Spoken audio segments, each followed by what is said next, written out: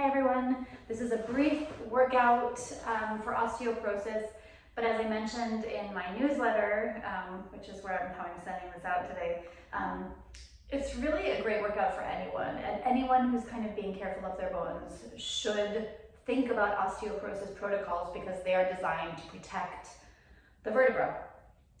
For example, one of the main things that we talk about is when I'm getting ready to lie down, I'm going to lie down on my side because I'm going to avoid deep flexion. Anytime you're deeply bending the spine, you put yourself at risk of vertebral fractures in the spine.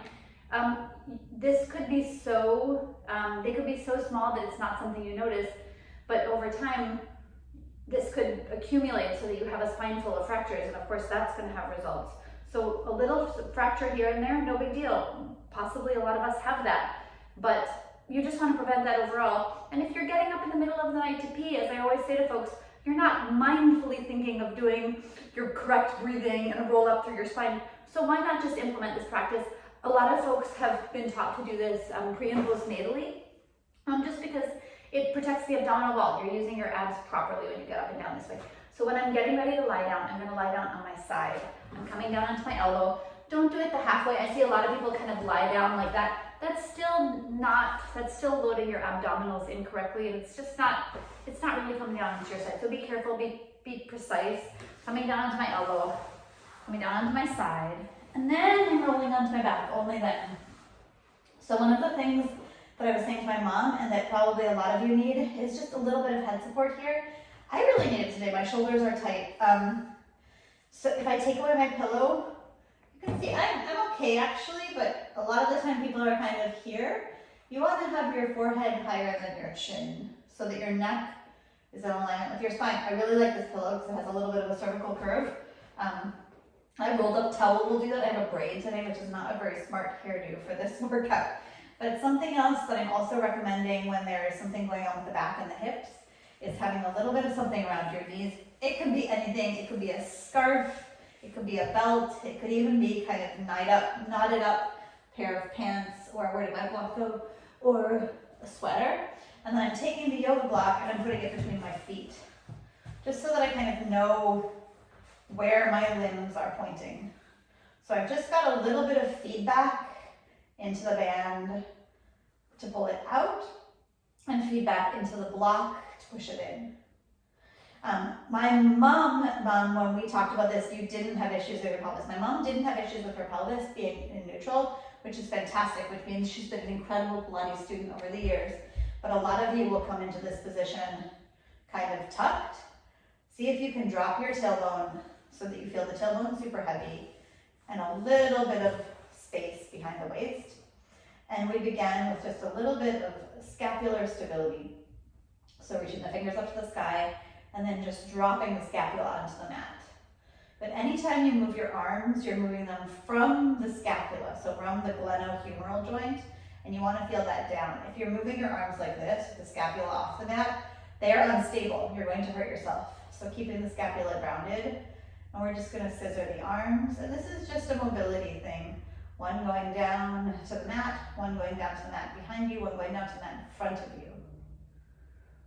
Scissoring the arms gently to open up the scapula, the shoulders. I'm keeping feedback into the band. I forgot for a second, that's why I got slack.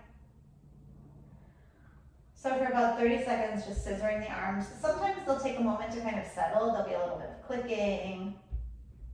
If you want to make this a little bit more challenging, you could add a light weight. It's not going to be a super load-bearing movement, just because you're not even upright, but a little bit of weight will help you feel your shoulders a little bit more. Nothing more than like 5 pounds though, maybe even closer to 2 or 3 would be better. And next we're going to do a bridge. For osteoporosis, a rolling bridge is contraindicated. I don't think you could probably hurt yourself too much, but let's just err on the side of safety. So you're keeping your spine super neutral, pressing into the feet and lifting the bottom way up and down. So it's the feeling of lifting from the waist, not the butt. So the waist is lifting up, the butt is the first to drop down. So almost like there's a strap behind your waist lifting you up and lowering you down. Should feel a lot of hamstrings there because of where the feet and knees are. Good. 4 and 3 You don't need to consciously engage the butt here because the glute medius will be working because of what the hamstrings are doing. 2 and 1. And next we're coming into a dead bug position. So the knees are going to be up over the hips. I'm going to change the props here for this. I'm going to say that let's take the band off and put the block between the knees. So we've got a little bit of adduction. So just holding this position is work for your abs. When in doubt, drop the knees in a little bit, unless that feels a little bit pinchy. We're going to drop the feet down towards the mat and back in. Towards the mat and back in. Exhaling away. And really being careful not to bear down. So drawing the hip bones towards each other, not out. So drawing deeply in. It's kind of a subtle feeling, so take a moment to look for that. So this is ramping up what you feel in the abs.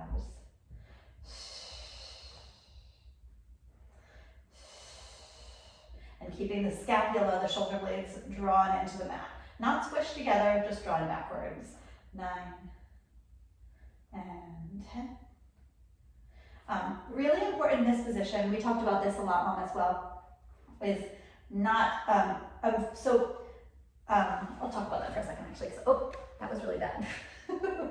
Roll onto your side and push up. With regard to how the neck is on the pillow, a lot of us kind of feel like the neck is an abdominal, and that's okay. The neck can kind of feel like it's part of the abdominal wall, but it's important how you engage it for that reason. So keeping the chin really dropped, the chin pulling down. If possible, try to relax your neck, but if not possible, keep the feeling of the chin pulling down. For me, as the abdominals got harder, it got borderline challenging to keep the chin drawn downwards. And that's why the pillow is also pivotal, because if you don't have a pillow, you won't be able to tense the front of the neck. It'll just be tension all over the neck, front and back. So a little bit of elevation at the head, the feeling of drawing the chin down, and ideally one day relaxing the neck. So next we are going on to side legs here, keeping your block. The block becomes your pillow for side legs. So we're coming down, lots of daylight underneath you. When in doubt, in terms of props, just use your bottom arm to support the waist here. So I can put my bottom arm there, and it's helping me keep the waist off the mat. I'm just starting with 10 simple clams. Really important not to move my hip. 3, 4, trying to relax the neck. 5, 6, 7, 8. The heels always stay together. 9, 10. Reaching the top leg straight and long. 1, 2, 3. So this is one where you have to be really careful. Like, where are you feeling it? Sometimes it takes a few reps to feel it properly, but if you're not feeling it in the right place, be suspicious, because our glutes have a way of looking for the shortcut. So I remember with my mom, we had to turn the heel to the sky. That's really what biased her glute on, because she's used to being really externally rotated. I've been working so hard on being parallel that for me right now, being externally rotated really works my glute a lot more. And we'll do 5 little circles each way. 5, 4, or 10 if you feel up for it. 3, 2, 1. I'm just trying to keep this short. 5, 4, 3, 2, 1. And we'll come on to the other side. Coming up through your side. If you have extra pillows, you could do a pillow underneath your side body instead of the arm, but I'm just trying to minimize how many props you have to have. Like I said, you don't need props. Instead of a block, you could have a couple of books. Instead of the band around your knees, you could have a cardigan or a belt or a scarf. You do want to have a pillow or a couple of towels for your head. So onto the other side, coming down on the side, setting up the head on the block, setting up my arm underneath my body so my waist is lifted, my hips are still, my heels are together. 10, relaxing the neck. 9. What I love about this position as well is that the abs really kind of naturally work here. So you can feel with your fingertips, what are the abdominals doing? It's a challenging position for the abs, so they're working properly. They're most likely working properly. 7, 8, 9, 10, and then reaching the top leg straight and long, lifting and lowering. 2, 3, relaxing the neck. 4, I'm saying that as much for myself as I am for you. 5, 6, and again, leading with your heel or leading with your toes, whatever makes you feel it more in the side butt. This is your most important butt, your glute medius, your football player butt. You need that for life, for climbing, for falling, that's where you want to bounce off of. And little circles, 5, 4, 3, 2, 1, and reversing, 5, 4, 3, 2, 1. Good, good, good. And finally, we're gonna finish up with bird dog. Bird dog is your extension exercise. So it counts as kind of working the back in the opposite direction. Extension is fabulous for your spine, no matter what, no matter if you have osteoporosis or not. This is why babies have to do their tummy time. It's for extension. This is what's going to keep you tall. This is what's going to grow you taller. So do your extension. Here is a wonderful way to do it. We're coming up onto all fours. You're going to make sure here, I'll take my shirt in so you can see. You're going to make sure your hands are underneath your shoulders and your knees are underneath your hips. So a little bit wider than you think, and wider in terms of this way, but narrower in terms of this way. I want your base on the narrow side, so I don't want you here. That would be challenging and unnecessary in a really counterproductive way. So knees right underneath hips, hands right underneath shoulders.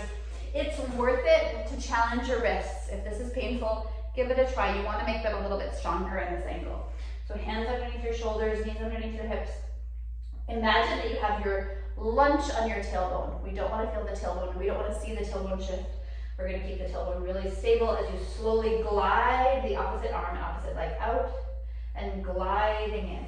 You don't need to shoot too high, but I do want you to slide and glide. That's going to help you stay still as well. Keeping the gaze at the floor.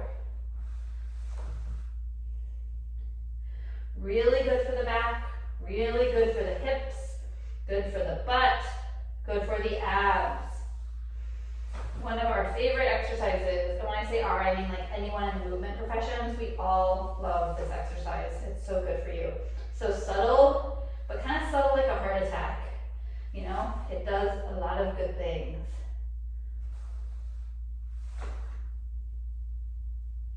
And you can finish up with a big child's pose, really wide knees, so you're making sure your back doesn't get to extend here. Reaching the arms way forward and the forehead down. Take a couple of big deep breaths, trying to get your back ribs moving. And when you come up, you are not rolling through your spine. That is contraindicated for osteoporosis. And occasionally, if you don't have osteoporosis, occasionally it feels good. But like I said, anything that is contraindicated for osteoporosis is probably not a great thing for anyone ever. So do it occasionally, but sparingly. I really hope that's helpful to those of you who really need it. And feel free to request workouts. I really enjoy making them. Take care. Mwah.